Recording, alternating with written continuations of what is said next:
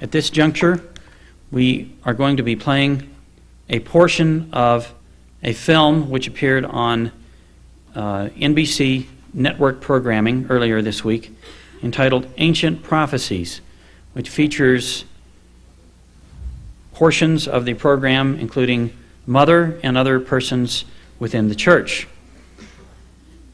This was produced here earlier last year by a company called Greystone Productions, and then it was aired on NBC earlier this week.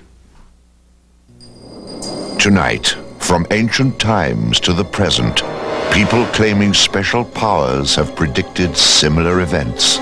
Will their most fateful predictions of all soon come to pass? David McCallum is your guide to ancient prophecies. Next.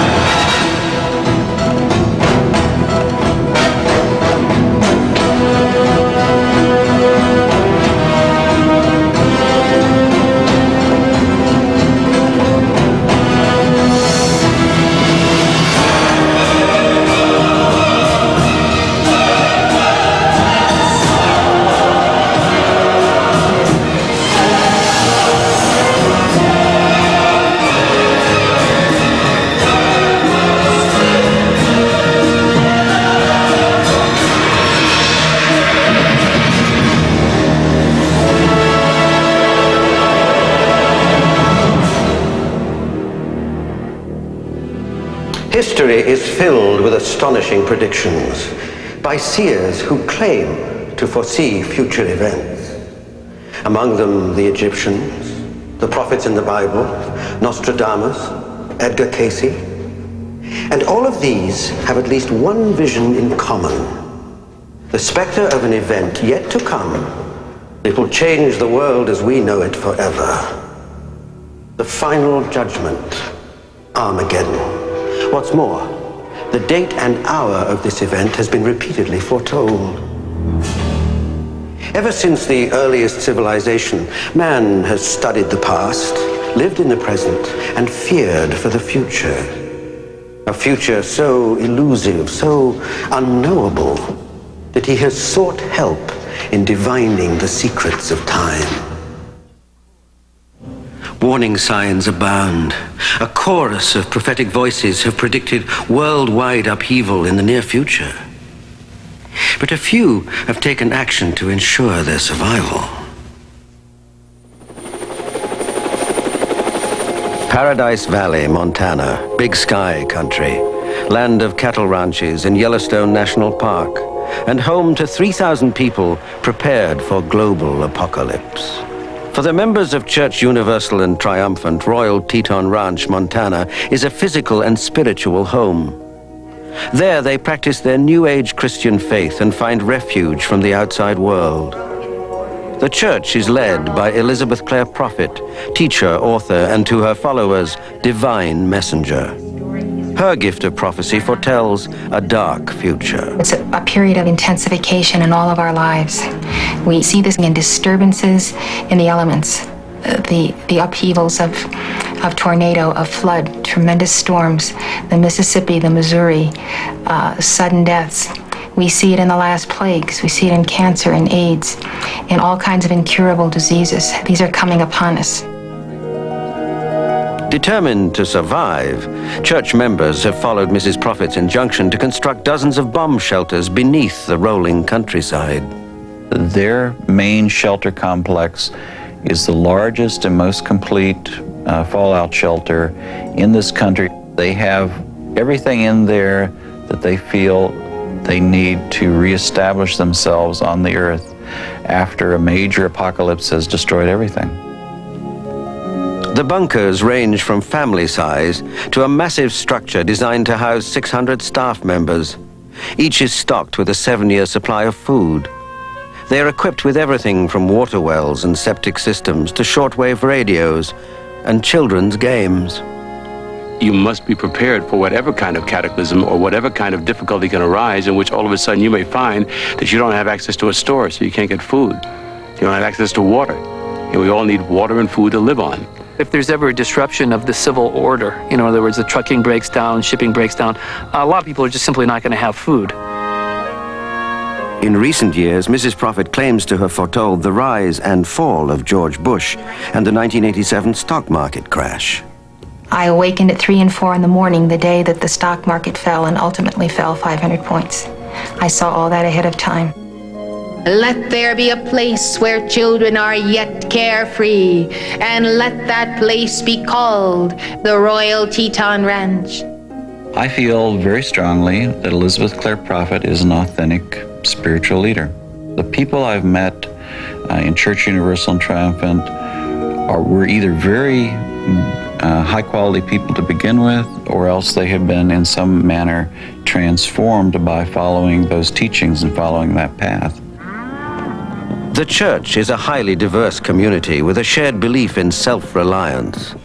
It produces and processes much of its own food. It runs its own school system. And the favored entertainment comes from a musical group comprised entirely of church members, the Paradise Players.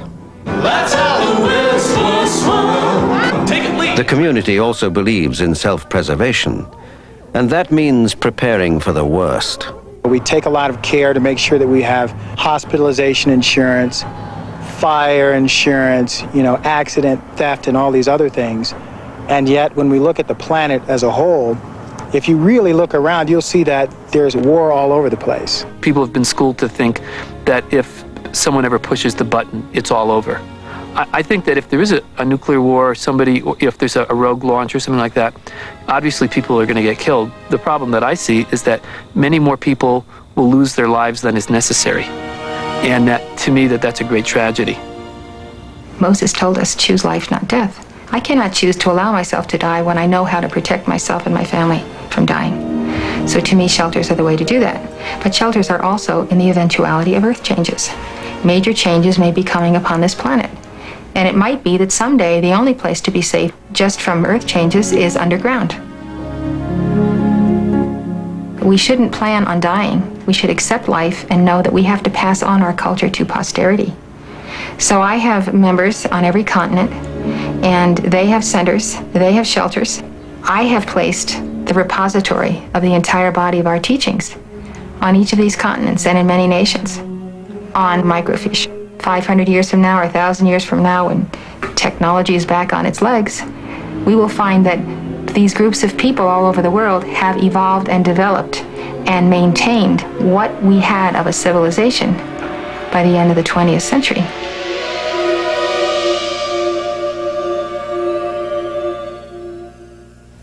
Elizabeth Clare Prophet and her relatively small group of followers have planned for a destiny that they believe is inevitable. But centuries ago, a book was written that is said to foretell of a similar fate.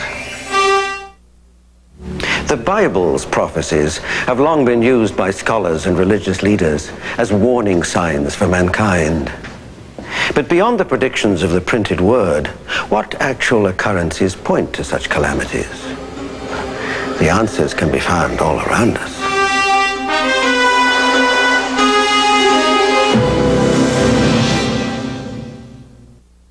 We are rapidly approaching the end of the millennium, and many prophets and prophecies point to the year 2000 as the termination of life on Earth. Why have they chosen this moment in time?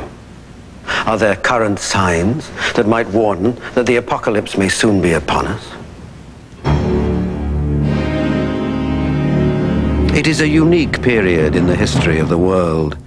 We have reached a time where population growth and the depletion of the planet's natural resources are producing profound environmental changes with catastrophic consequences. Devastating floods, earthquakes, droughts, tidal waves, hurricanes and tornadoes now occur with greater frequency and more devastating impact. How can these increasingly erratic weather extremes be explained? Kelly Quirk is a climate change specialist with Greenpeace. Primarily because of fossil fuel combustion, we are loading tons and tons and tons of what are known as greenhouse gases, those gases that trap the sun's heat in the Earth's atmosphere, into the atmosphere, which is warming the planet. But what that is causing is a change in weather, is a destabilization of climate.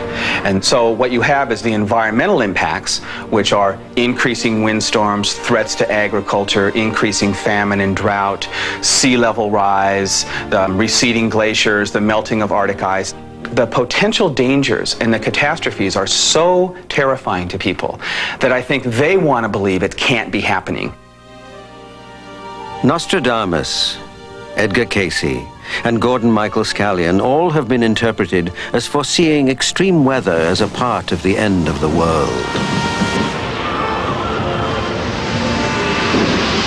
But environmental changes not only affect the weather, they greatly impact health. The effect of the depletion of the ozone layer can be chillingly witnessed in Australia.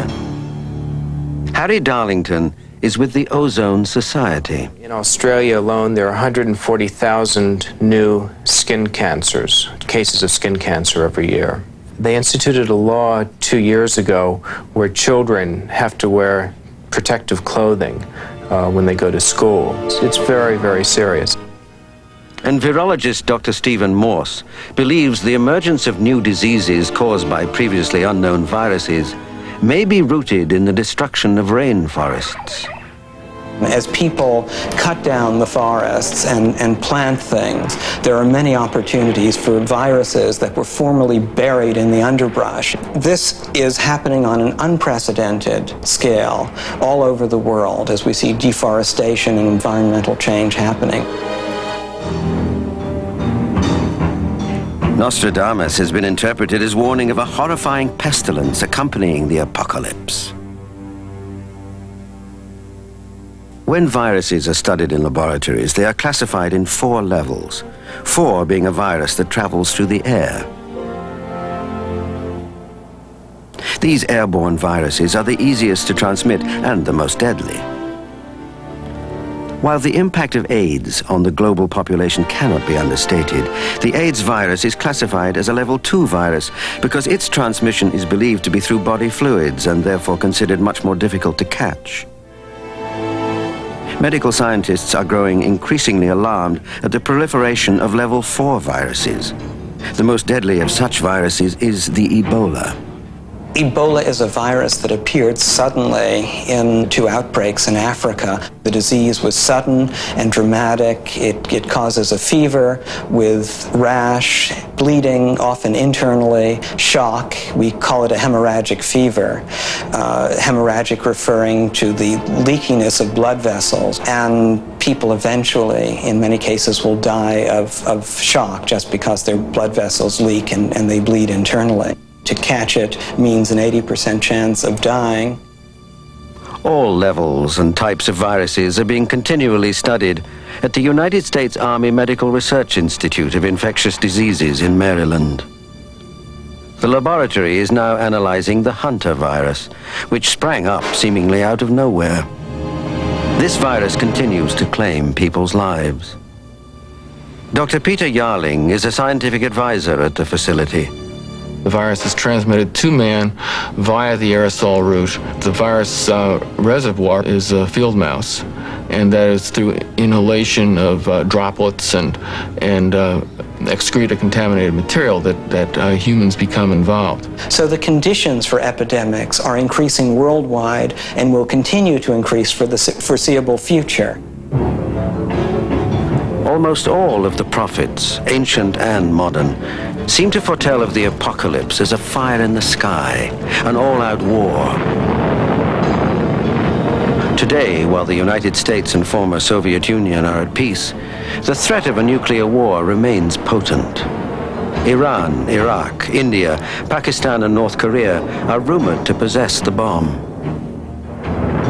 And the chance of a nuclear weapon falling into the hands of an irresponsible government bent on destruction is a frighteningly real possibility, according to nuclear physicist Dr. Ted Taylor. The hard part of making nuclear weapons is producing the plutonium, which is what starts the explosion, whether it's a bomb or an H-bomb. There are now more than 30 countries in the world in which automatically, as a result of producing nuclear power, they have plutonium. But governments aren't the only ones to covet nuclear weapons. A great fear is that these bombs are falling into the hands of terrorists. The parts needed to make these explosives are cheap and available. Some may even be obtainable through the Russian black market. How to assemble the bomb is information that has been published and can be obtained easily. The weapon can be small enough to fit into a suitcase, making concealment no problem. Edgar Cayce and Nostradamus are interpreted as predicting the destruction of New York City. If the World Trade Center had been bombed with a nuclear device, the results would have been catastrophic. Humanity is at its most critical stage ever. We have a lot of decisions that will determine in what directions things proceed that carry with them the prospects for the worst of the prophecies, in some sense, coming true.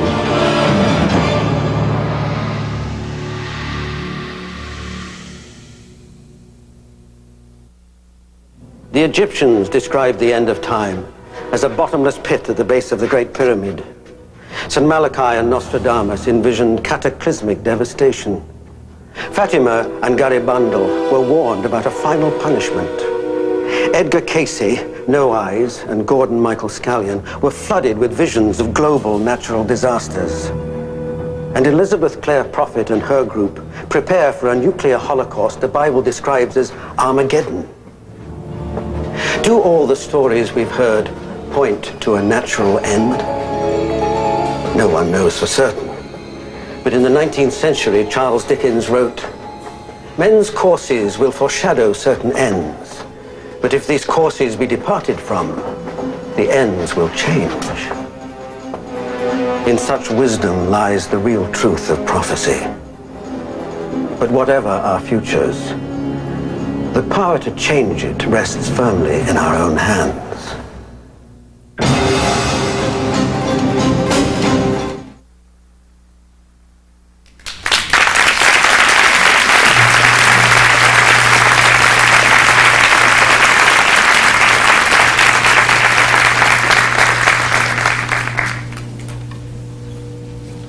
The film aired on NBC network television on Tuesday, March 1st. Many of you may have seen by now the entire film, which is 97 minutes long in its entirety. It aired over about a 2-hour period. And here we only excerpted about 18 minutes of it, which actually pertained to the part that included the interviews with Mother and other people in the church. The viewing audience of this program was really quite amazing, numbering in the millions, quite a number of millions. It achieved a rating of 22 points on the Nielsen rating, which is, I don't know exactly what it means, but I think it's substantial. And it means, many millions, tens of millions of people watched it, is what it means. It was placed against the Emmy Awards in competing for time, and as I understand, did quite well. NBC News has reported, not NBC News, but the NBC network, as well as the producers of the segment, have reported to people who have talked to them that the response to the film has been nothing short of overwhelming. They reportedly, as of this date, and it hasn't even been a week yet, have received somewhere around 35,000 telephone calls and inquiries as a result of this film. People wanting more information, wanting to know, to find out if they can get copies of the film, to find out more about the figures presented on the film. We here in Montana, at various church offices and numbers, have received a total of 103 inquiries just in the past, whatever it is, 4 or 5 days. And a number of these people are indicating that they want to attend the Eastern Conference. They want to be sent information. A couple have inquired about joining staff.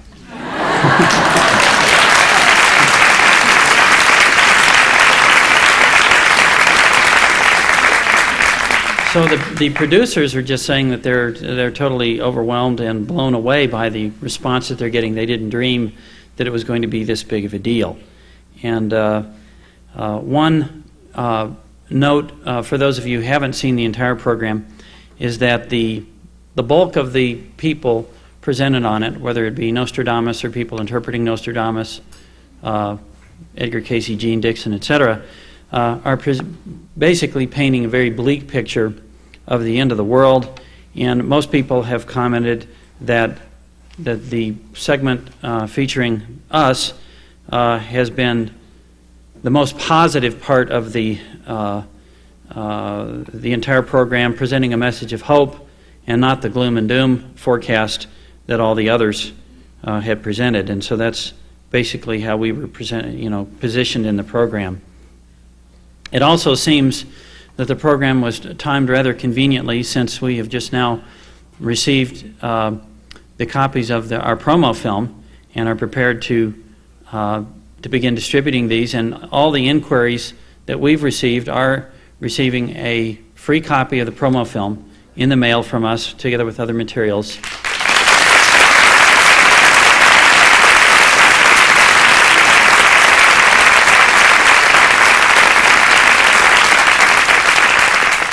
So it appears that this entire program has become a very tremendous opportunity for expanding the teachings and expanding the knowledge of Church Universal and Triumphant. The film was filmed here at the ranch last summer during Summit University. One byproduct of the program, which we have recently learned about, is concerning Fred Morsell. You I'm sure noticed Fred being interviewed on it, and as most of you know, Fred has been conducting kind of a whirlwind tour of the nation with his presentation on Frederick Douglass, the 19th century civil rights pioneer. And he's been aired on major television programs himself. He was interviewed by Bill Moyers. Portions of his presentation were given, and he's been giving his program similar to what he gave here at the ranch to schools and groups all over the country with tremendous success. He called in with a message that a school program director in Gastonia, North Carolina, was threatening to cancel his program due to negative pressure from Christian fundamentalists who saw the program and learned that Fred Morsell was a member of the Church Universal and Triumphant, or was featured as being associated with it. So he needs our ongoing calls for the protection and success of his work as he continues to conduct his tour with his presentation of Frederick Douglass. Another announcement, briefly, that I would like to give you is that a hearing has been scheduled in the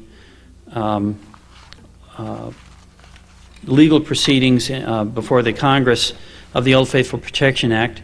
Hearing has been scheduled in the Senate Energy and Natural Resources Committee for March 16th, and this will be the final hearing in the Senate at which public testimony is presented. It's unclear at this point in time whether we will even be invited to present further testimony on the bill. One of the reasons being the belief by some of the staff of the committee and the members of the committee that the most significant issues in the bill involve states' rights and whether or not state water law prerogatives are being trampled upon with the provisions of the bill. Obviously, we still believe and are spreading our message that the bill represents a taking of the existing water right that the church has in its geothermal well without any just compensation, and we will continue to do that. It remains to be seen as to whether, as I said, this will become a factor in the upcoming hearing, because some people are beginning to believe that the state's rights issues are even more significant and may even be a more significant negative toward the passage of the bill. In any event, we need to continue our calls on that as it continues to be considered by the Senate. As you know, the previous version of the Old Faithful Protection Bill died in the Senate in 1992. This is now a new bill which was introduced in 1993, and this bill only has until the fall of 1994 in which to be considered and enacted by the Senate. If it is not acted on or passed by the Senate, it will die as the previous bill did. The IRS case is also proceeding towards settlement.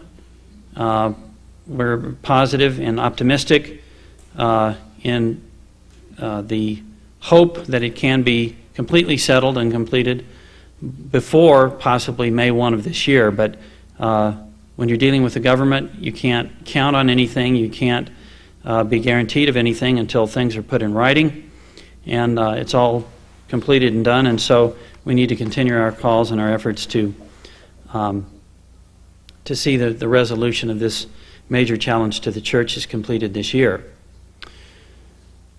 So at this particular point in time, Mother and I, now that we've concluded the announcements that we'd like to make, Mother and I have some very happy news that we would like to share with everyone that we've been considering for some time sharing with you, and we felt that the date of LANELLO's Ascension Day celebration and dictation would be a very appropriate time to share this news with you, because so many of you will be here, and we would like as many people as possible to be able to share our joy with this announcement. And the news is that Mother and I are expecting a child this summer.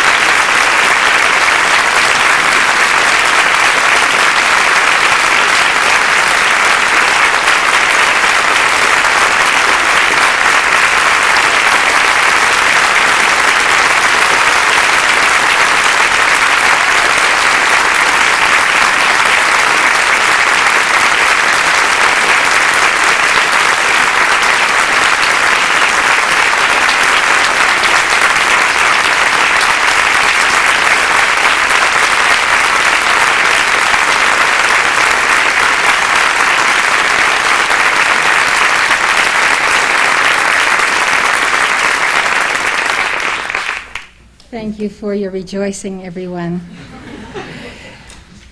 I've waited for this moment for a long time. I'm very glad we could share in this so that I could walk about freely again in the community and come to services and so forth. I fully expect to be present at the July conference, and I hope everyone will come from around the world for the support of this event. I want to tell you that it's been a wonderful experience, a very strong pregnancy. I had no morning sickness. I feel great strength in my body, tremendous strength. And it's just a wonderful opportunity, and it's been years in coming now. I'm grateful I had those years, especially to change my diet and to learn a great deal of wisdom about nurturing the children who are coming into our community. This year we have quite a number of couples who are expecting, and this is the Chinese year of the dog. So we're expecting a lot of wonderful dogs to be born in our community. And I think they're coming every month for the whole 12 months, so we'll have the entire spectrum covered. And sometime, if you'd like me to read it to you, I'll give you the Chinese interpretation of what kind of children are born in the year of the dog. Any year of the 12, we're happy that babies are coming to our community, and we hope that this film is a sign that many people will take up this teaching to reinforce the field and reinforce the staff so that we can have unlimited children in our community and give them the opportunity for the path. I'm very mindful of El Morya's concern that the Tibetan Buddhists who have been murdered and massacred, that he would like to have them in embodiment here in a setting that is very much kindred to their souls, the mountains, the altitude, and the retreat setting. These devotees of God should not be out of embodiment long. And we trust that we can measure up to the standard of community, of the Sangha, of Chilaship, of pursuing the Dharma and bearing the Buddha in our hearts, that we will be honored with such life streams and that we will do right by them in every sense of the word. So, I'm not sure that there's anything else to say right now, except to say to you that I have been able to fulfill all of my duties and the pearls and matters pertaining to the church, but what I've had to curtail is interviews and counseling sessions.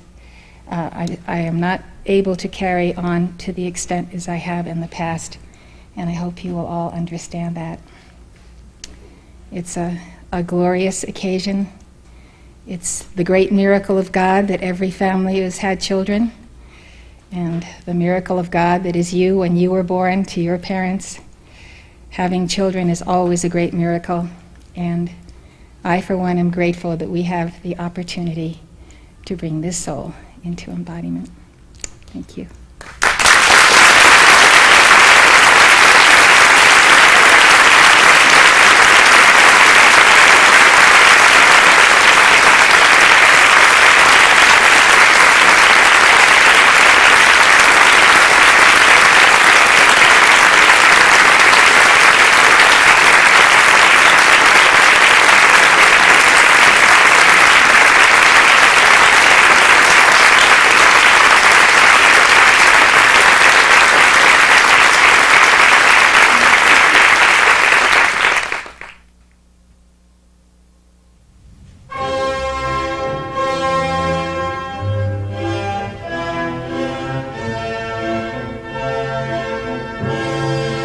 In thy name, O God, we celebrate life within us. We celebrate immortal life in the threefold flame that burns upon our hearts. We celebrate life in every beating heart and in the Atman. Lord God Almighty, this day we celebrate the life everlasting and the essence of each one's being. That is our immortality. Let shafts of white fire descend from the great central sun.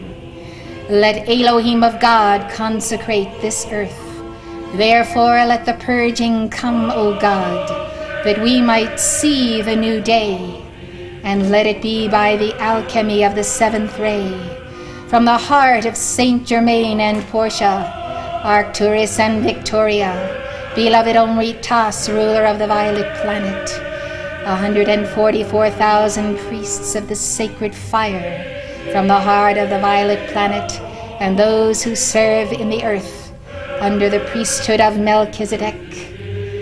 Let this transformation come forth through Zadkiel and holy amethyst, and all beings of the elements who are adherents of the seventh ray. Let earth be saturated this day in greatest joy, and let us know that this mortality is but for a season, and that within us there does grow and prosper the mighty seed of that immortality. O God, let us live in that flame of immortality, and therefore blend with the Infinite One. Helios and Vesta, Alpha and Omega, we are grateful for all gifts of the Spirit and all gifts we receive in the earth, and we thank Thee in this hour. In the name of the Father, the Son, the Holy Spirit, and the Divine Mother. Amen. Good afternoon, keepers of the flame, my beloved friends, children and teens, and all who receive this message around the world. LANELLO has asked me to read to you from the Bhagavad Gita certain passages that lay a foundation for his dictation. As you know, the Bhagavad Gita is a Hindu text. It is the story of a guru and a chela. Krishna is the guru, and Arjuna is the chela.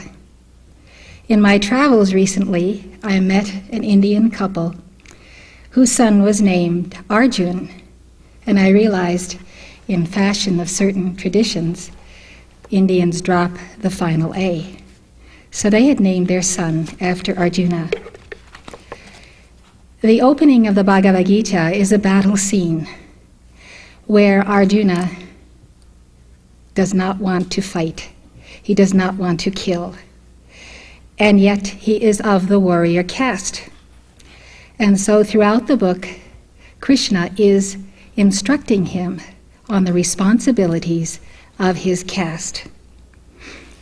This is a wonderful little book to read. It is not too long, but it does contain the foundations of Hindu theology. These are the excerpts which LANELLO has chosen for today. Since it is LANELLO whose address we wish to concentrate on today, I will not be embroidering on these texts, but I may emphasize them now and then by rereading a line or so twice. I suggest you take out your notebooks and take notes, because it is impossible to record in the heart and remember each day the concentrated teachings we find in the Bhagavad Gita. We open with Krishna. Great is the man who, free from attachments, and with a mind ruling its powers in harmony, works on the path of karma yoga, the path of consecrated action.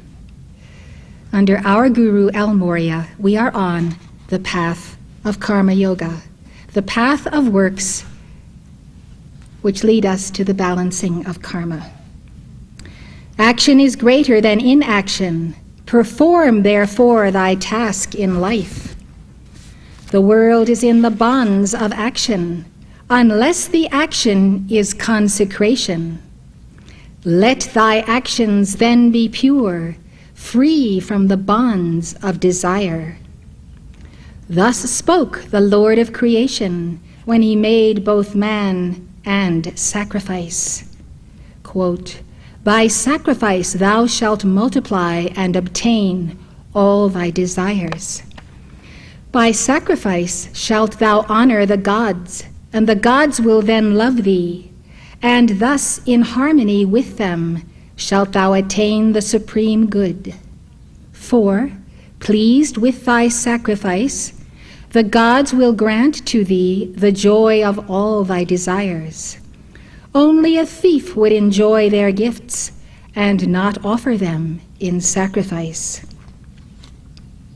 Sacred action is described in the Vedas, and these come from the eternal, and therefore is the eternal ever present in a sacrifice.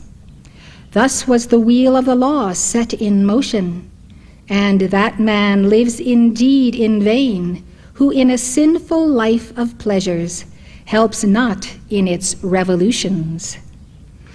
But the man who has found the joy of the Spirit, and in the Spirit has satisfaction, who in the Spirit has found his peace, that man is beyond the law of action. He is beyond what is done, and beyond what is not done, and in all his works he is beyond the help of mortal beings. In liberty from the bonds of attachment, do thou therefore the work to be done, for the man whose work is pure attains indeed the supreme.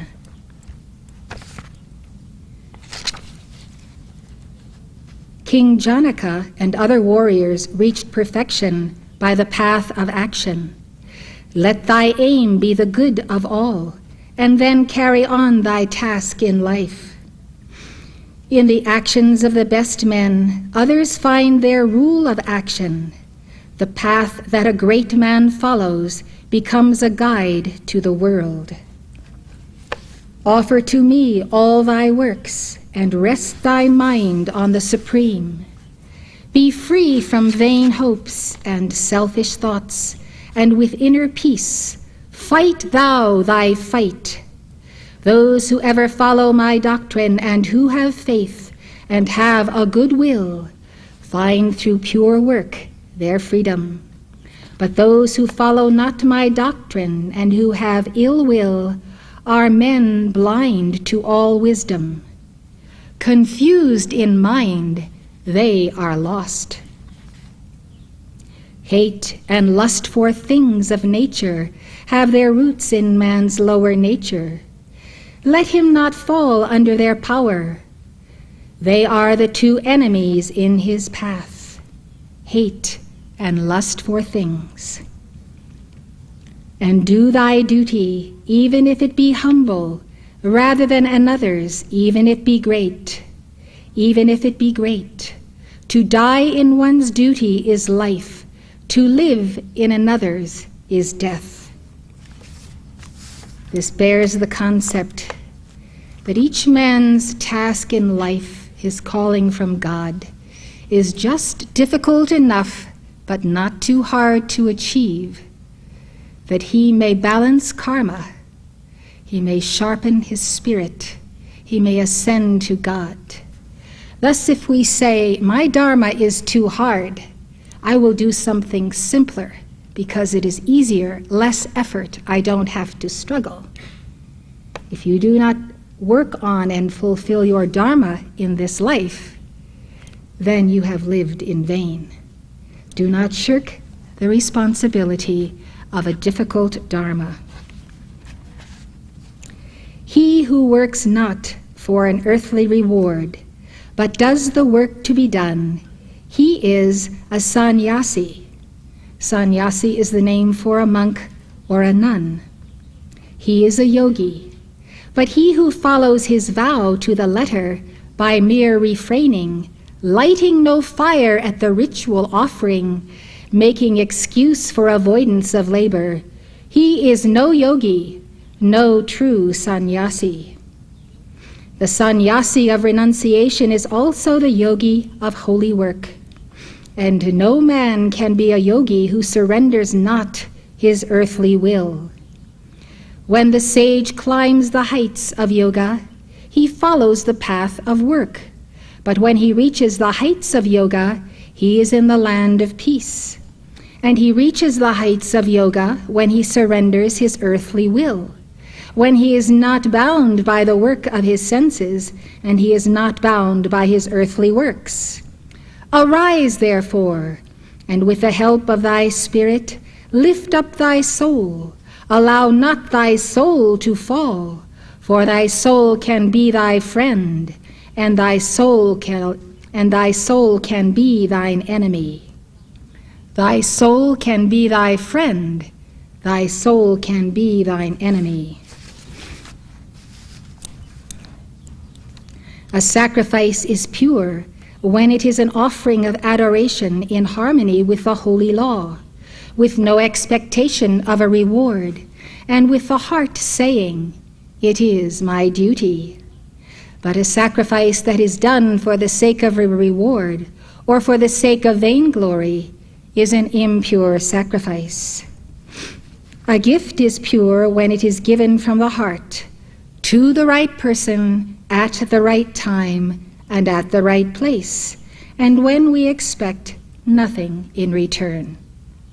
If you give a gift to flatter someone, and see to it that they will always owe you something because you have done something for them, you have no reward. But when it is given expecting something in return, or for the sake of a future reward, or when it is given unwillingly, the gift is impure. And a gift given to the wrong person at the wrong time and the wrong place, or a gift which comes not from the heart and is given with proud contempt, is a gift of darkness. Beware of such gifts coming to you, and politely decline them. Om, Tat, Sat. Each one of these three words is one word for Brahman, from whom came in the beginning the Brahmins, the Vedas, and the sacrifice. Therefore, with the word Om, the lovers of Brahman begin all work of sacrifice. So may you chant as you begin your daily tasks the simple Om. Gift or self-harmony done according to the scriptures. And with the word Tat, and with renunciation of all reward, this same work of sacrifice, gift, or self-harmony is being done by those seekers of infinite liberty. Sat is what is good and what is true. When therefore a work is well done, the end of that work is Sat. Om Tat Sat. Constant faithfulness in sacrifice, gift, or self-harmony is Sat, and also all work consecrated to Brahman. But work done without faith is Asat, is nothing. Sacrifice, gift, or self-harmony done without faith are nothing, both in this world and in the world to come. Arjuna says, "Speak to me, Krishna, of the essence of renunciation and of the essence of surrender." Krishna. The renunciation of selfish works is called renunciation, but the surrender of the reward of all work is called surrender.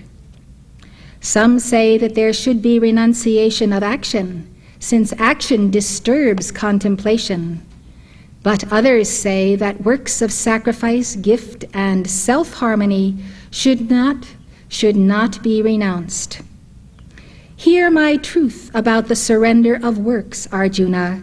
Surrender, O best of men, is of three kinds.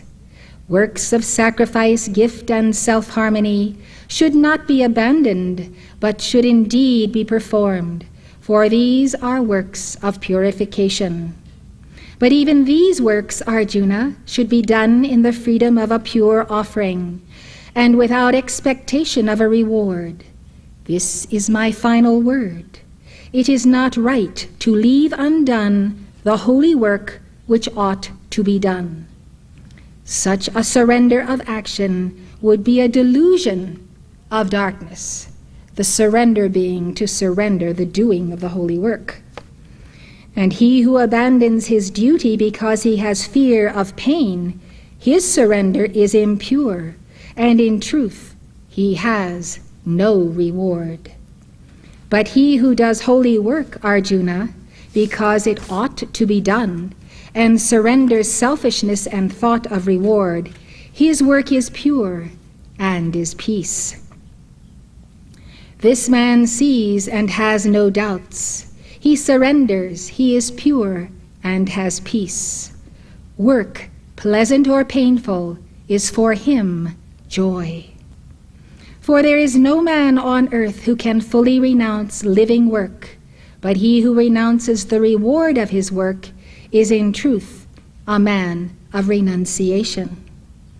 When work is done for a reward, the work brings pleasure or pain or both in its time.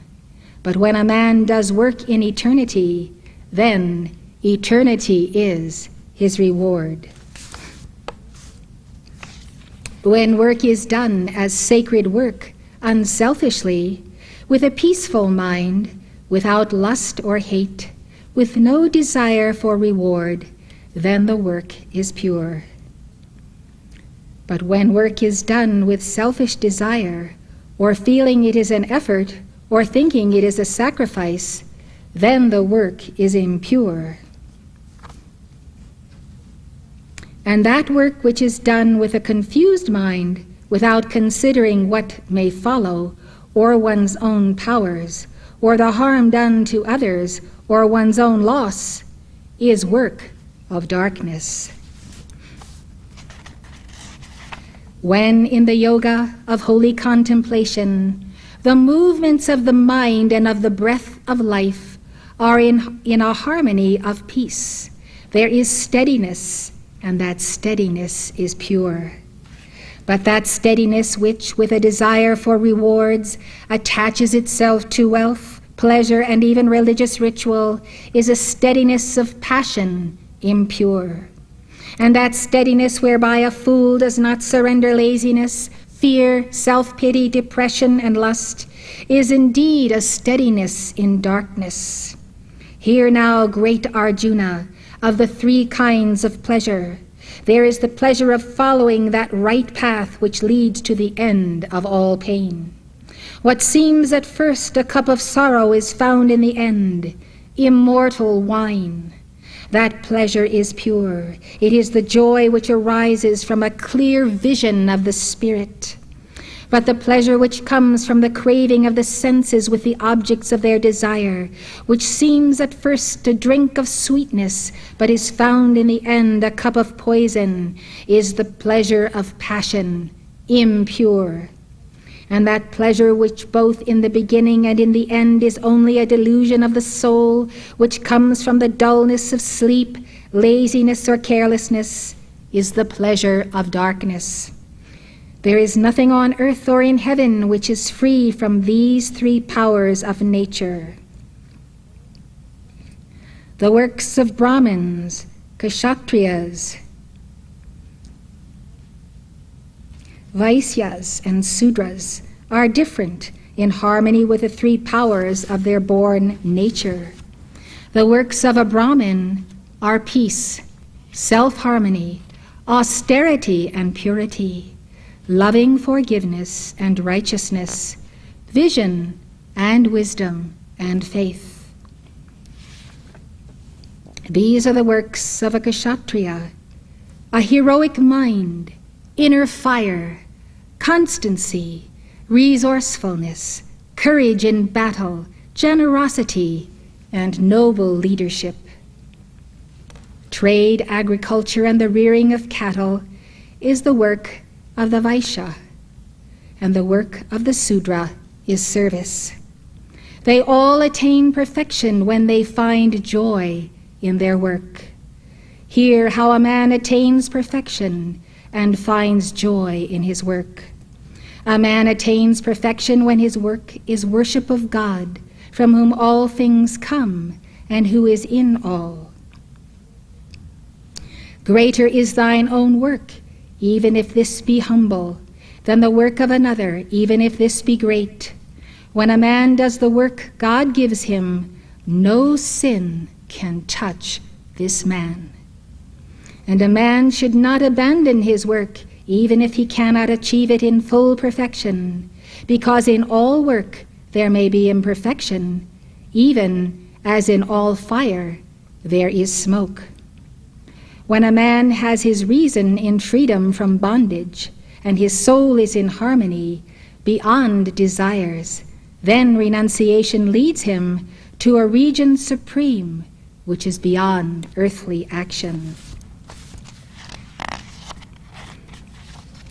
Thou art in the bondage of karma, of the forces of thine own past life, and that which thou in thy delusion with a good will dost not want to do, unwillingly, thou shalt have to do. God dwells in the heart of all beings, Arjuna. Thy God dwells in thy heart, and his power of wonder moves all things, puppets in a play of shadows, whirling them onwards on the stream of time. Go to him for thy salvation with all thy soul, victorious man. By his grace thou shalt obtain the peace supreme, thy home of eternity. Hast thou heard these words, Arjuna, in the silent communion of thy soul? Has the darkness of thy delusion been dispelled by thine inner light? Arjuna answers, by thy grace I remember my light, and now gone is my delusion. My doubts are no more, my faith is firm, and now I can say, thy will be done.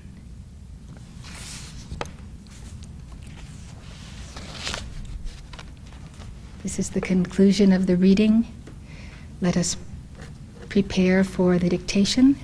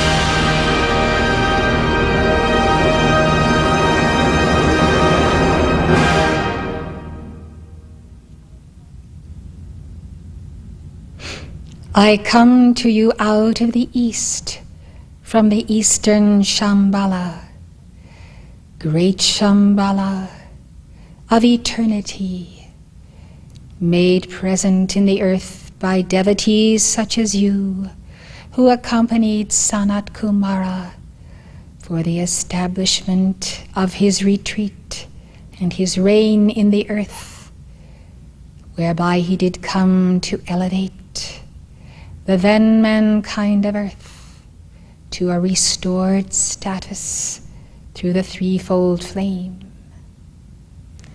I have been in retreat at the highest octaves of the eastern Shambhala. There I have remained that my aura might be imprinted with the thought forms, with the language of the spirit and the geometry of the mind, whereby I might now place on this date and hour over this retreat in the northern Rockies, the matrix for Maitreya's mystery school. As El Morya has sponsored me and my beloved, so then you are also sponsored. This retreat was a bold adventure taken on the part of Maitreya, as he did assess the life streams who have become a part of it even before they came and were led here, and assessing life streams who are in the four corners of the earth, who will make their way here as they tread through lightly and joyously the pursuit of their dharma and the balancing of their karma, as you do also. Many paths lead to this summit, and these paths are being carved by the footprints of those who are on their way. Make straight thy paths, therefore.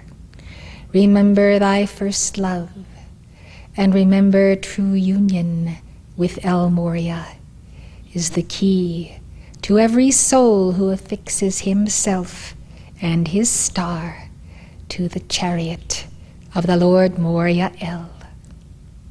He is our sponsor, and how he has taken from his causal body gifts of the spirit he has won and treasures of light to bring you forward again and again.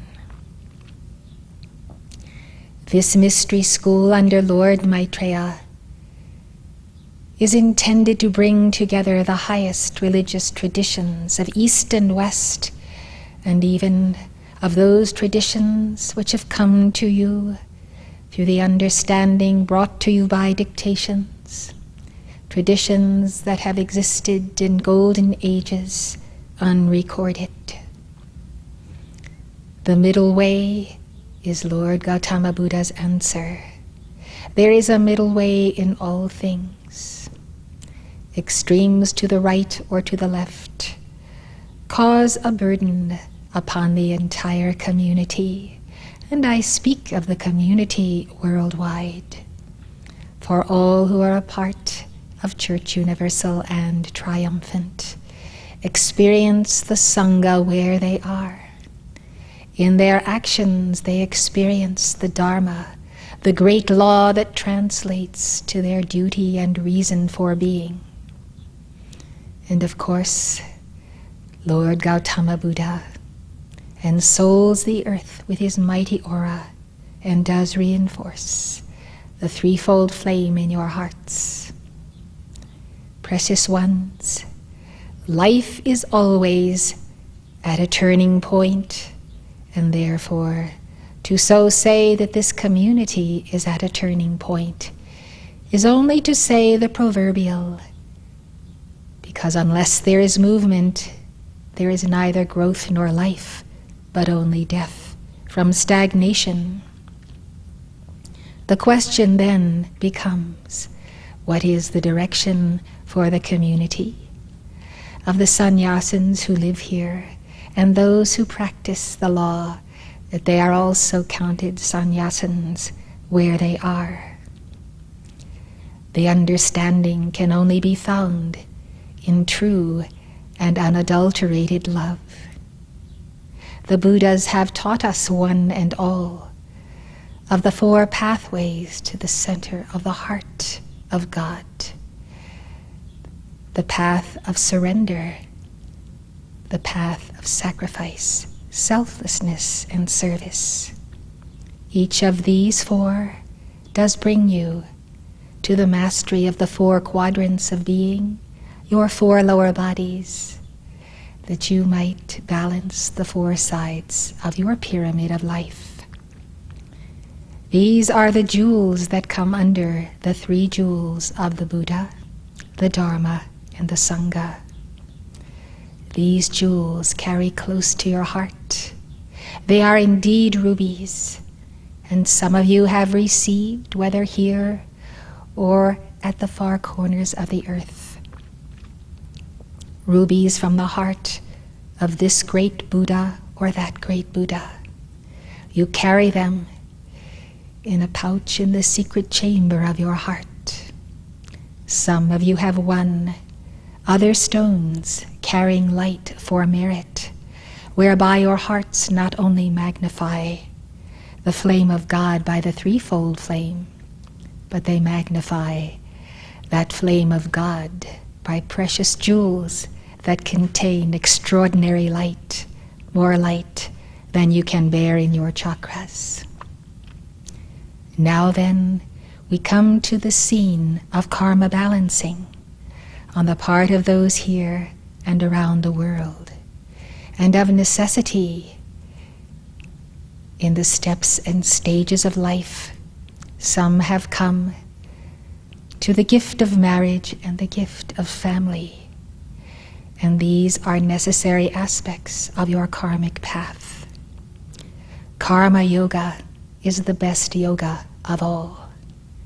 There is something to be said of each of the yogas, but you walk the path of Saint Germain and of Portia and of the lords of karma, and therefore you know that the equation is so much karma in one hand, so much time left of this embodiment in the other. And thus your goal is striving for the 51% mark, and then exceeding that mark. When you have such a great calling and opportunity as to serve directly under the ascended masters, you pass through light years, as it were, of karmic circumstance. Those who are serious in the probing of their psyches and bringing to resolution all situations within and without in karmic relationships.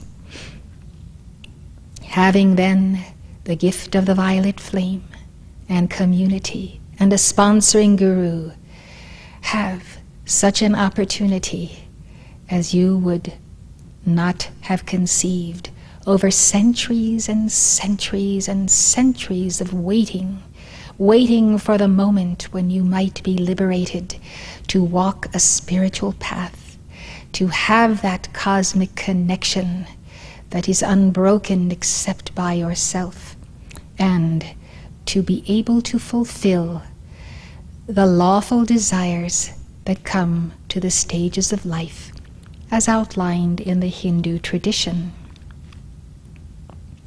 So then, beloved, much good has come of Lord Maitreya's experiment. Yet on the other hand, there are some who have lost the vision. Without vision the people perish. Therefore I say, without giving your calls to cyclopeia, at least weekly, you may miss very important elements that you may only know by your inner sight. If you are too much involved in the world, you are involved in two-eyed vision, and you stand to err in many things. The middle way, then, for the community is the path of love and the path of understanding, just what you have heard in the readings of the teachings of Lord Krishna to Arjuna. The sacredness of the path of Karma Yoga is the sealing and the guarantee that while tending to karmic circumstances, to family, to child rearing, you are also not compromising your walk to the great central sun. This is what Lord Maitreya would see performed here. He would see a community successful where those who enjoy the gift and the privilege of marriage do not lose sight of the path and cherish the sacred fire to conserve that sacred fire for the need of the hour. And that need of the hour, of course, is enlightenment, the opening of the crown chakra. All things are lawful when done to the glory of God, when done through surrender, sacrifice, selflessness, and service. But there comes a time when, without a teacher, without the weighing of matters and the balancing of all things in one's life, that without even realizing it, you can stray from the center of why you are here and what is the flame and what you are trying to prove, according to Maitreya's formula. He desires to see a community of those who pursue the path either as sannyasins on a celibate path of non-marriage, or those who marry and have children. He desires to see balance in every walk of life and in each of the castes that are set according to the Hindu tradition. So, beloved, let us not fail Lord Maitreya. Let us see the experiment where Western and Eastern devotees, those from all over the world of varying traditions, can be at home in a path that is stern enough to keep all on the way to the central sun, and yet free enough that free decisions that are made are always made in keeping with the standard of divine love that meets the human need. Blessed ones, it is because you are rising and because this community is about to be made world known and to receive many, many pilgrims from many places, that you yourselves find yourselves wrestling with the dweller on the threshold of all the opposing forces to the 4 jewels of the ruby, the action of the ruby ray path. And so it is time to recognize when the warring in one's members gets out of control in this direction or that direction. The safest and most wonderful guarantee that you have is this altar. Coming to this altar daily, even if your workload is heavy, even entering here and kneeling for 15 minutes amidst a busy schedule, reconnects you to this flame of the Ark of the Covenant.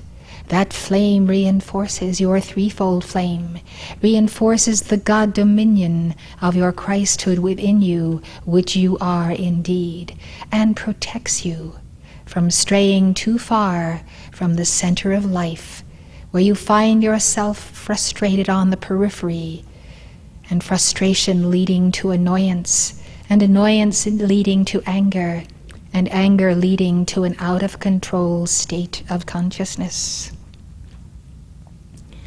There are many levels of life streams here, and by the grace of Saint Germain and the marvelous violet flame and the presence of Omritas, you then have, beloved ones, the ability to make things at a level of equality, for the violet flame in your aura is an equalization. Though some have much more karma than others, those with the heaviest karma can commune with and identify with and befriend and rejoice in those who have the least karma.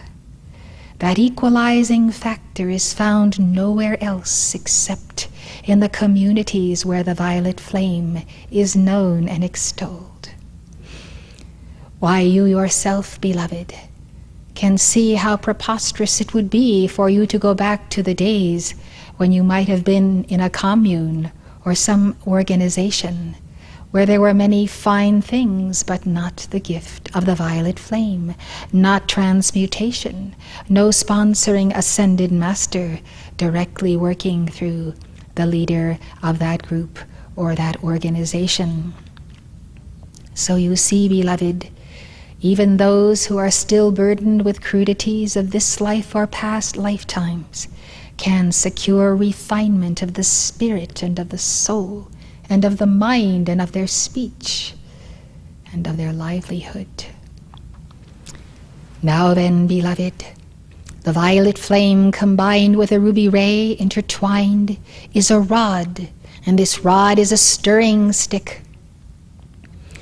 And when you reach a level where all is peaceful, your life is in order, you are in control, you have a certain level of happiness, you enjoy your work, and there are not too many problems except those which the idle mind can conceive of and make out of nothing.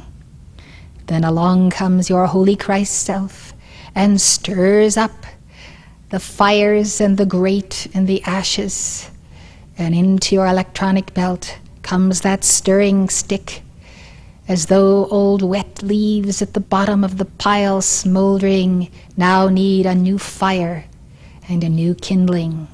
And all of a sudden this peaceful world you have secured for yourself, sometimes with lock and key, not willing to budge another inch, to climb another foot up Himalaya's mountain.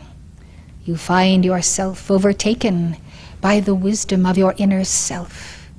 And in that inner self, the wise one, the Holy Christ self comes to you, does not allow you to have a relative peace, a surface peace, but shows you that beneath that peace there is yet the warring in the members, and this becomes outpictured in circumstance, in relationships, in situations that you never anticipated would come upon you. Some tragedy, some illness, some sudden turn in the road of life that you call fate, and all of a sudden it seems that everything comes tumbling down and you must build from scratch again. And you will build from scratch again and again and again if you receive your Holy Christ self and do not rebel against the need to come up higher. You cannot remain where you are in a static condition, a self-satisfied condition, and truly be a vessel of the light of Maitreya in his mystery school. Fear not the challenge, but remember the words of Krishna. It is your dharma that you must fulfill. If you were a pianist and that was your dharma, would you be content to play the same piece over and over again all day long?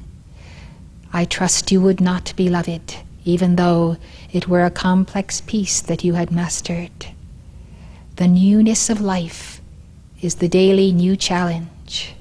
And I tell you, beloved, some of you yet do not distinguish between your own dweller on the threshold, your ego, and the reality of who you are. Unless you are able to separate the two, you will be in defense of your dweller on the threshold, thinking that that is your identity. And you will justify, whether it be pride or justification or argument or anger or a sense of injustice, you will justify it because you say, this is myself, this is me, being threatened, being insulted. But beloved, it is your dweller on the threshold that is insulting you, and it is you who insult Maitreya by not binding that dweller. What will the lords of karma and the holy Kumaras say to you when you see on the table of the karmic board all of the tools that were necessary in this embodiment to overcome all conditions that came upon you. And the lords of karma, one after the other, say to you, well, you could have used this tool or that tool, until you finally come to the place where you have to admit sadly at the conclusion of this lifetime that yes, you had everything you needed to overcome every test, to meet every initiation with joy, with victory, with determination, with astuteness of the mind, with inner prayer and groaning with the Holy Ghost within your very own heart. Yes, groanings of the soul, beloved, yet always knowing that the test is never too hard to be passed, and that you can pass it because you have so many tools at your disposal. Thus we desire to bring here many souls of light who have disciplined themselves in other traditions, such as meditation, such as service, such as the sisters who serve with Mother Teresa in Calcutta. Yes, beloved, this little woman had the courage to stand before the president who is pro-choice and to challenge all those who deny life through abortion and to champion their right to life. This is something, beloved. This denotes one who is an emissary in her own right of the brotherhood, who is fearless behind the leader of the most powerful nation in the world, to sit and make that one uncomfortable. This, beloved, shows the power of fire and fohat in the being of all of you, that it is possible for you to garner in every chakra, that it is possible for you to release, even in quiet words, yet firmness. And suddenly the whole world changes because the whole world listens to the Mother of Calcutta. You are all mothers and fathers, even if but of your own inner child. Yet in the larger sense, you are fathers and mothers of the world. This community must represent itself in each individual member wherever you live on earth, in the embodiment of the great principles of the Eightfold Path taught by Lord Gautama Buddha. There is much you have to offer those who are of the Eastern tradition in the science of the spoken word. And Padmasambhava himself did prophesy that he would send in various centuries those to whom he entrusted the word and the teaching which would be new in that time.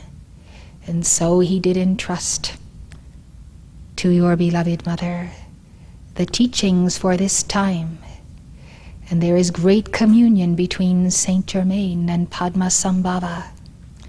For in the science of mantra given to you, in the science of the spoken word through decrees, you have received the ancient tradition taught by Padmasambhava for the new age, for this hour. Thus a new teaching that is designed for the new dispensation of Aquarius is in your hands. And this tradition must be passed as a torch to those who follow in the world's major religions. As you become more and more familiar with their traditions and customs, you find the perfect way to present this new teaching. So in every century, Padmasambhava has sent his representatives.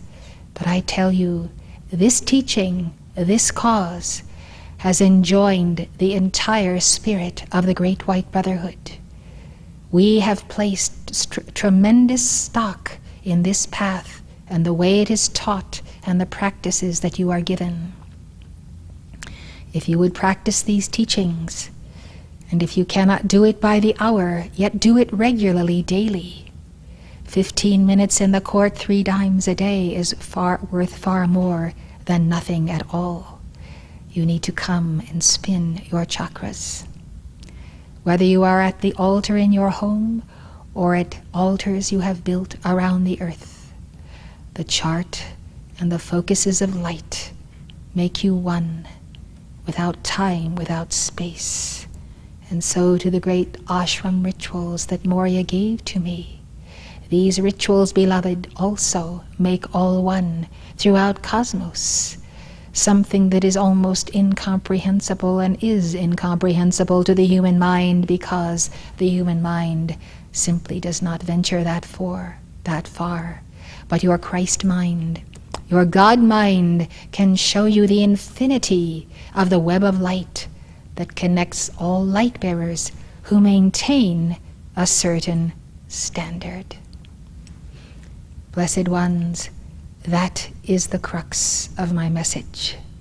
When you fall beneath a certain standard, then you literally drop out of the web of light, or the tie to community. There is a sustaining light and a sustaining presence. And that light and presence must be sustained by you. Who else can sustain it? God cannot win your victory and make of you an eternal robot. No, you must sustain that level and that light. It is part of your work that is your Dharma. So in the Dharma then is the concept of duty. Duty to understand that no human father or mother, no ascended master father and mother can do your work or your Dharma for you. If this is difficult for you because so many have done for you in your life what you should have done for yourself, then you must cure yourself of being spoiled. For heaven will not spoil you, neither will El Morya. He will spank you, and you will be happy for his spanking, for his spankings are waker-uppers. Then you must say to yourself, to what did El Morya awaken me? He has awakened you to a consciousness of being institutionalized, of being addicted to a socialist system, whatever country you may have come from, and having the government or someone else take care of the challenges of your life, of your karma, and of your burdens. Or this insurance, or that policy, or workman's comp, etc. Taking responsibility for every measure of your life is important. Beloved ones, not a few in this dispensation since its beginning have at first excelled and gone beyond themselves in the practice of teaching, and then they have fallen by the wayside.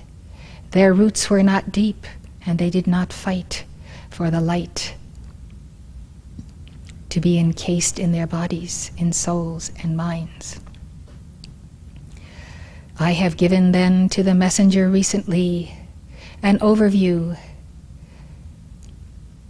in her higher mind of the status of those who are at the community here and throughout the world. And as I was giving this overview, El Morya stepped forward, and on the list of chelas, those particularly tied to the headquarters, 4 names were struck out by El Morya. As this messenger watched and saw the master draw the line to these 4 names, not made known to her, she realized that 4 members of this community had gotten into a state of consciousness out of center with a God presence and allowed themselves to move to the extreme and to forget first things and first principles. Unless these individuals, who will have to find out who they are by their own pondering of their own hearts, take measures to return to the path of the middle way, they will not remain as candidates for the ascension in this life, though they would have been perfectly capable of making their ascension in this life. As it stands presently then, their names were struck of the list of from the list of candidates in this community. We showed this to the messenger because we are deeply concerned that there can be a rationalization within any of you regarding why you are here, that it is the path of karma yoga, and that you engage in karma yoga in service, balanced with all the other responsibilities of your life. If you are one who finds it difficult to manage his time, his energy, his work hours in the workplace or out of the workplace, I suggest that you employ someone who may be an expert in teaching you how to structure your day, how to put your phone calls to a certain time of the day, to put certain other duties and responsibility that must be taken care of early in the day because others depend upon you to move early in the morning. Blessed ones, the organization of your day, even through the use of the Franklin Planner, is better than failure without ever having realized that you have failed. I do not say that you have failed, but that some of you are moving toward the line of failure by not looking at priorities, setting them for your life, and realizing that throughout the ages, the communities of the Holy Spirit have had, as the members of those communities, those who put God first, union with immortal life first, and yet have had time to do many other things, to take care of the responsibilities of karma, of family, of community, of their work in the community, and of their preaching of the Word of God. This is the Lenten season. This is the opportunity for fasting. As you determine what you may fast from in the line of victuals, think what you may fast from in the line of possessions, of things, of other occupations, of distractions here and there, of too many desires, wanting too many things, doing nothing effectively, not focusing on the project that you were meant to do, that you know you must accomplish, and that you will never accomplish unless you focus all of your energies upon it, concentrate on it, and make up your mind that come what may, certain things must be set aside while this is accomplished. There are periods of laughter and joy and dancing and music. There are periods of communing with nature. There are periods of hard work. We in this organization have always been project-oriented. We work hard together as a team.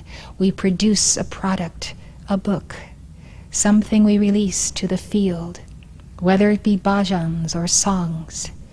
And we work until it is done, and then we take our lawful rest and our lawful recreation. Think of this as teamwork. When you are in sports, you work together, you practice as a team, you know the moment comes when you must perform, and you play to win. And so there are times when you build up to a mighty crescendo of energy, and that energy is released for a cause, for a victory, for a challenge of one's self. And there are other times when life is a steady pace, and you can count on time off, and you can count on things that you want to do that are contributing to your spiritual path, as well as those things that you prefer to do recreationally. I therefore ask for balance in the name of Gautama Buddha and in the name of Lord Maitreya. I ask you to understand that each one of you has a soul, and that soul is known by every life stream in embodiment on earth. It is not only the messenger who is a way shower. When people make their decisions, and there is the process that goes on at subconscious levels, their soul is able to see the souls of the highest and most dedicated, the greatest souls on earth, and those of a lower nature. When they survey the communities that are religious in nature around the world, and they see the standards of the devotee, and the conditions of their souls. If those devotees and the conditions of their souls are not at the highest levels that they could be, then the rest of humanity has the excuse of saying, well, if these devotees who are connected with Elizabeth Clare Prophet have this as their standard, why should we reach any higher? So you see, beloved, it's like the proverbial handkerchief that I would pull out of my pocket to demonstrate the principle. And so this is the handkerchief, and at the center is the one who has the highest attainment. And as that one goes up, so all of those who are part of this cloth of humanity rise also. And the humanity of your time can rise no higher than the highest among you, and they can fall to the depths of the lowest of the low, of those who may not even be in this community. So you see, beloved, in the concept of the handkerchief, all are a part of the one. There is no separation. Community is one. There are castes, there are levels of attainment, and at inner levels you all recognize this. And so those who have much, of them much is required. You have much, beloved. Of you much is required. And the greatest gift that you can record upon the ethers of the planet is the example of your discipleship. The example of joy in discipleship, joy in the path, joy in the mystery school, joy in self-giving, joy in the great dispensation you have of family, as well as those who march to the drumbeat of the calling of the holy Kumaras, desire not family, and desire to go straight to the mark. You cannot measure anyone, beloved. Some have come into embodiment very close to their ascension. They may not have needs that others have. Let all respect one another. And as a closing word, I would like to say on behalf of my beloved that from time to time, from many sources, the accusations come to her that she is a workaholic. This is very sad, beloved. I do not know anyone who has greater rejoicing in our work than your messenger. Some of you may easily equal it, but to have greater rejoicing than the joy of the messenger in bringing forth the teaching and loving you, I cannot imagine. This is a very critical remark, because you see, it implies that work has a limitation, and some arbitrary line is then drawn, which the messenger crosses over, whereby she is now referred to as a workaholic. Well, you see, beloved, no man knoweth the measure of himself, yes, but no man knoweth the measure of another either. I can tell you that the work of the messenger is always done in joy and self-givingness. Therefore it counts for merit. Has she ever thought of merit? Not in the least. For her it is the joy of the doing. Now, beloved, when you can come to that place of joy in giving yourself, rather than counting the hours or counting the income, you will have that merit of your causal body also. Thus take heed to the words of the Gita. It is a treasure for all time. If you study it, you will self-correct. You will tie into the heart of Krishna. You will not stray to the outer periphery of your aura and then become vulnerable because you are not guarding the soul and the centeredness of the soul. Do not criticize our workers. Do not criticize our staff. Voices from many directions do this, beloved. Criticize our staff for their service and their long hours. Why should this be so, except those who are doing the criticizing are not able to measure up? Therefore they must put down that which is holy.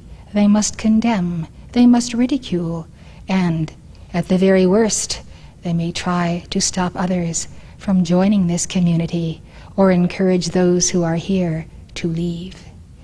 Beware the voices of the dweller on the threshold, of those who are half in, half out, half human, half beast. Beware those, and be compassionate for them, for they truly suffer, for they do not exorcise from themselves their criticism, their gossip, their condemnation. Remember this, beloved. It is unfortunate that those who are members of this church can actually criticize our messenger and our staff, however imperfect they may be. Criticism is not in order, but to stand side by side with those who labor, and labor not in vain, but for a higher glory. To stand side by side with them and help them lighten their load.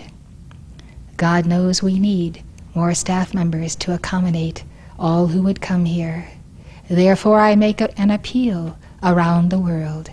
Consider serving in this community, even for 6 months, to walk side by side with our staff, to learn of how this community functions, to take up the light of your former calling, and to bring down the light of your I Am presence. It is true, and it was a teaching given to Betty Eadie in her out-of-the-body experience, the near-death experience. It is true, as Jesus' words are true, "Judge not, lest ye be judged." The teaching given to her is that no one can know everything about someone.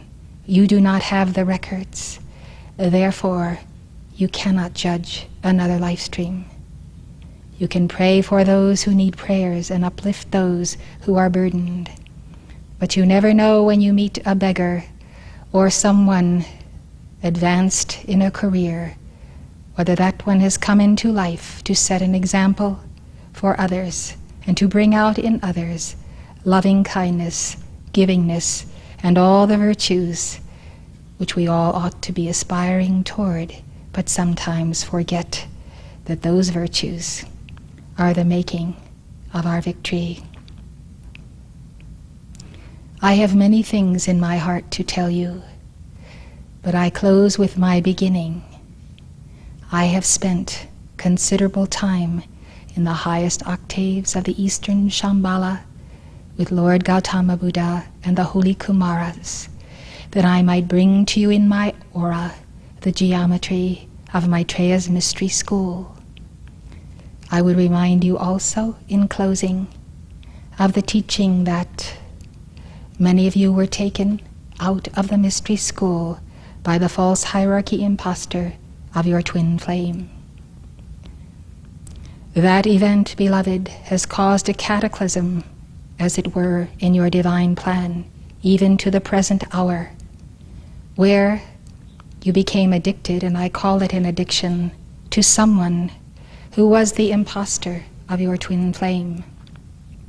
And you have not been able to shake that in all of these thousands of years, since you and your twin flame were in the mystery school, and then had to leave because one or the other went after the false hierarchy impostor. This is a challenge facing each and every one of you squarely. I charge you to meet it, for you will go nowhere on the path of life until, through the study and probing of your psychology and the acceleration on your spiritual path, you can extricate yourself to that one who is that impostor, in whose life you may find yourself now inextricably united. So, beloved, there is pain, but know the pain of bliss and enter the heart of Maitreya. You can bear any pain, beloved. A lifetime in this earth is like 3 days in the tomb, and then the resurrection. When you are home free and victorious, all of the pain and the struggle and the wars that you have fought and won will be as nothing when you stand in the glory of God and of the Lamb seated upon the throne. I am in that place, beloved, yet very much a part of this earth, and very mindful that most people upon earth do not hear us, do not see us. We need you to teach them. And the only way they learn, beloved, is by example. Embrace the middle way. Be free, be joyous, be happy.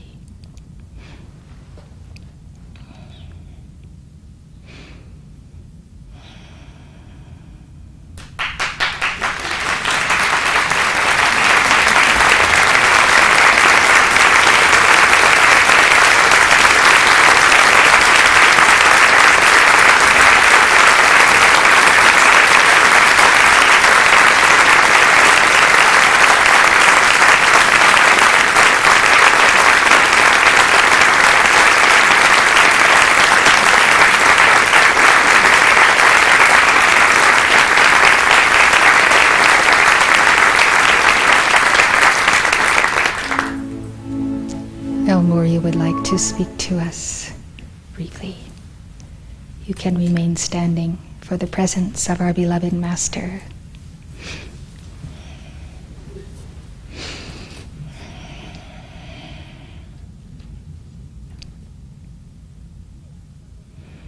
Chelas of the will of God, I have sent my son LANELLO to address you, for in these matters I prefer his loving presence and Buddhic heart to my own sternness that I might have delivered on the same subject.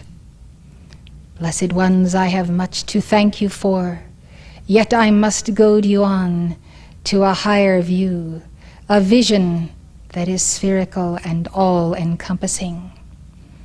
Thus I come to bless you in this hour of a victory that is unparalleled in the exposure this community has received through ancient prophecies. Blessed ones, break the bread of life and share that film, climb the highest mountain with all whom you meet. Spare no one, beloved, and do not prejudge whether one is ready or not for it. Even if they may spurn it, beloved, in years to come, it will be a memory that will come back to them when their worlds come crashing around them and they wonder, where can we go? Where can we go? Thus, beloved, I bless all of you, and I am grateful. Your messenger is here in this court that I might also place a special blessing upon this mother and child in this family. And that blessing, beloved, goes out to you also, for we are one.